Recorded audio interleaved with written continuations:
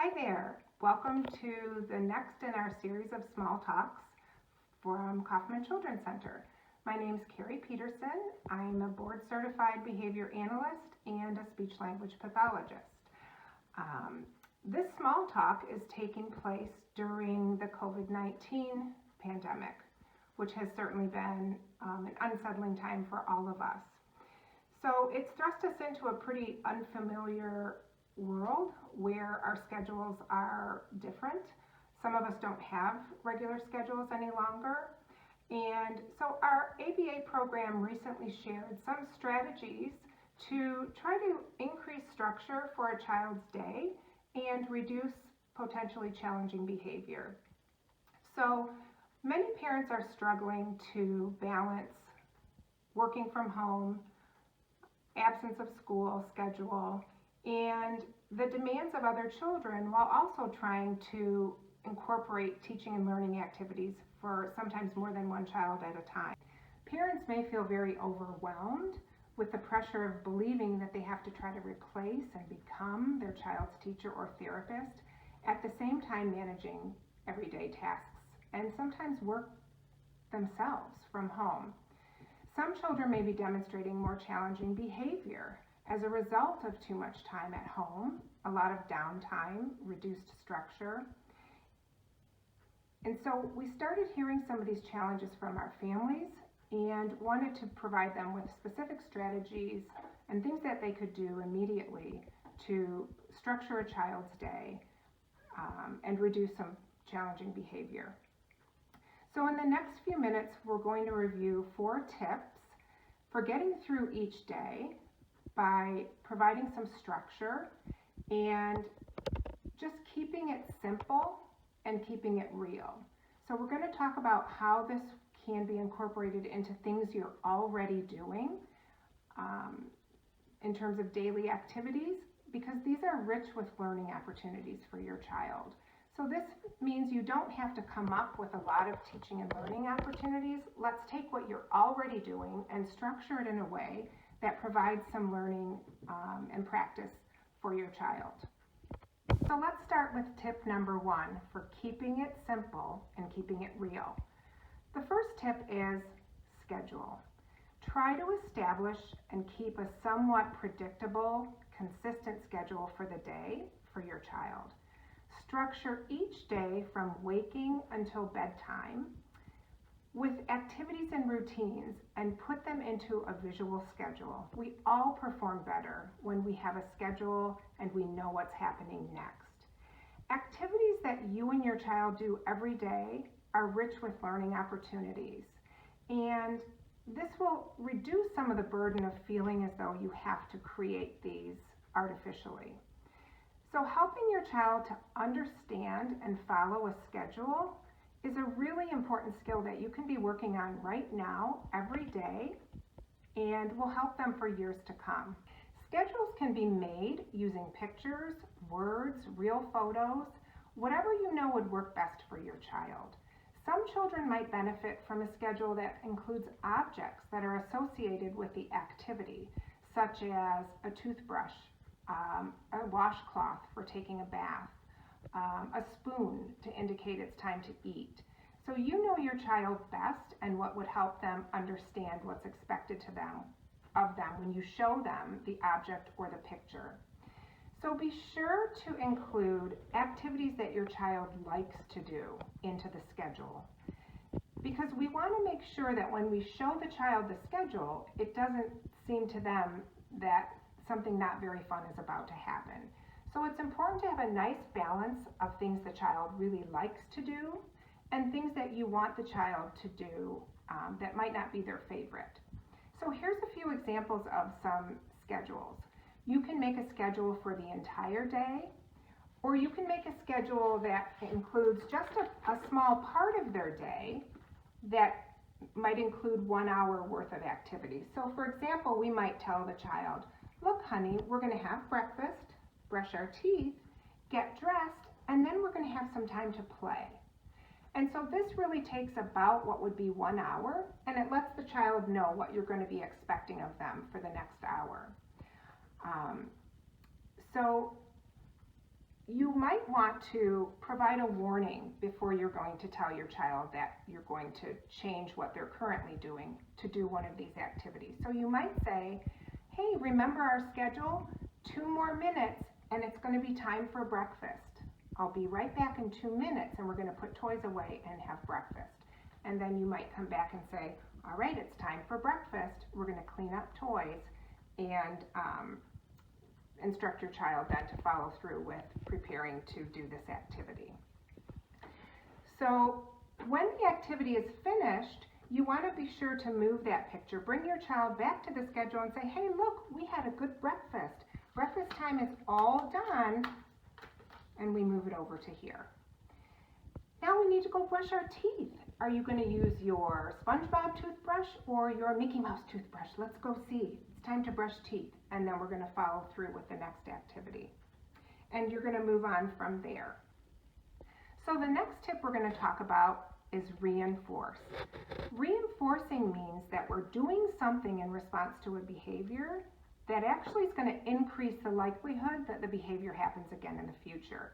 So we all know if our spouse unloads the dishwasher that we want to say, hey, thanks so much for doing that. That was really helpful.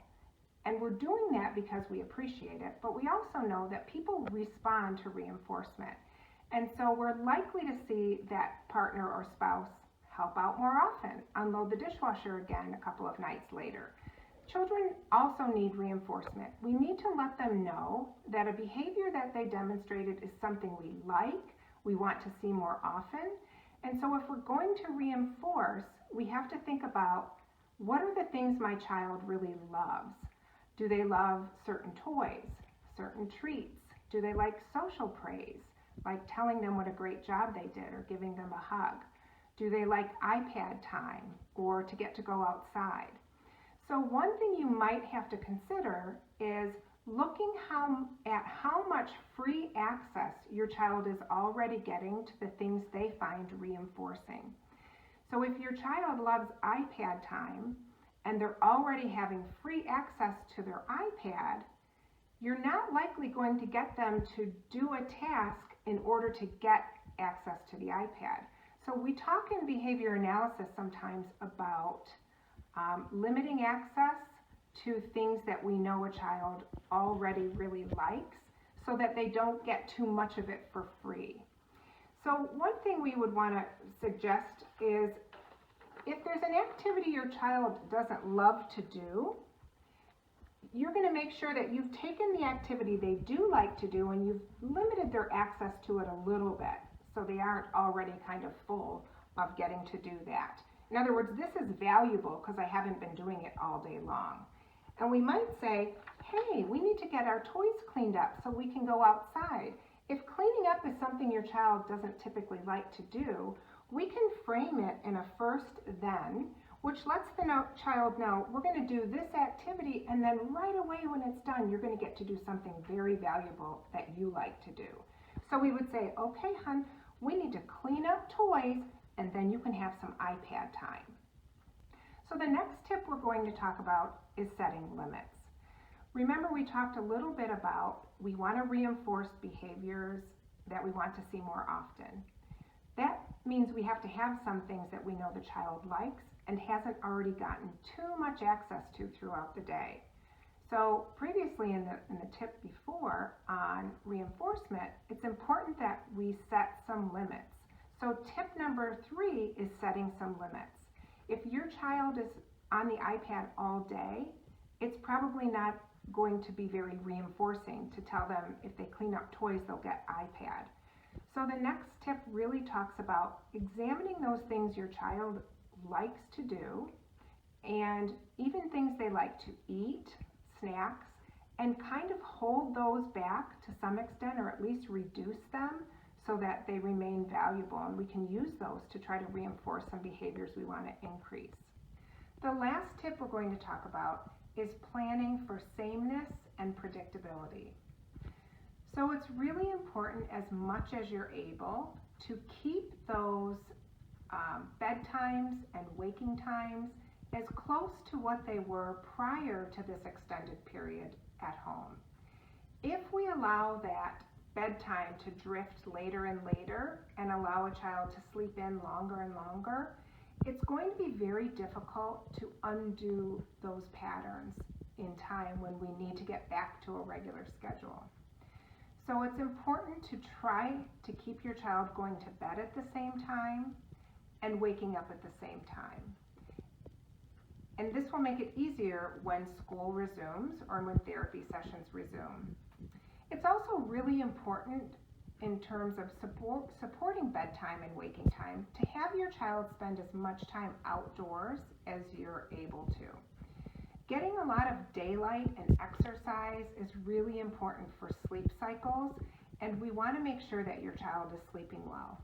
All of us have probably struggled with sleep during this pandemic. I know many families, children and parents, have said they're waking a lot during the night. Things just aren't the same. And part of that probably is at least due to lower activity levels and possibly not getting outdoors as much as we should. So daylight really helps to remind our brain when it gets dark that it's time to go to sleep. So really try to get your child outdoors, exercising, as active as they can be throughout the next several weeks. So again, just bringing it all back together, to keep it simple and keep it real, you can think about the things you're already doing and know and be at peace with the idea that there are a lot of things you can be teaching that don't require workbooks or materials. If you work on teaching your child to follow a regular schedule throughout the day, that could go a long way to reducing challenging behaviors, helping them learn an important skill of schedule following. And so first, follow a schedule and create a visual schedule that's meaningful for your child. Take them through the day and let them see that activities are going by and they're getting closer and closer to the end of their day. Maybe one of the parents comes home in the evening and they can see the picture of that parent right before dinner time. So make sure you get that schedule going and show your child what activities are going to be happening that day. The second thing, make sure you reinforce behaviors you want to see. Provide your child with social praise. Let them know you're really happy that they picked up the toys and now they get to go outside because they did such a great job. Try to think of limiting access to those things. So set some limits on things your child likes to do so that you have those things that are reinforcing for them. And the last thing is try to keep their day predictable and as much as you can, and keep those waking and sleep hours as close to what they were before the COVID shutdown and the extended period of time at home. If you have any questions, don't hesitate to email. We're happy to help out. We look forward to having you back at the center soon, and we wish you all the best and hope that you're all well. Thanks so much.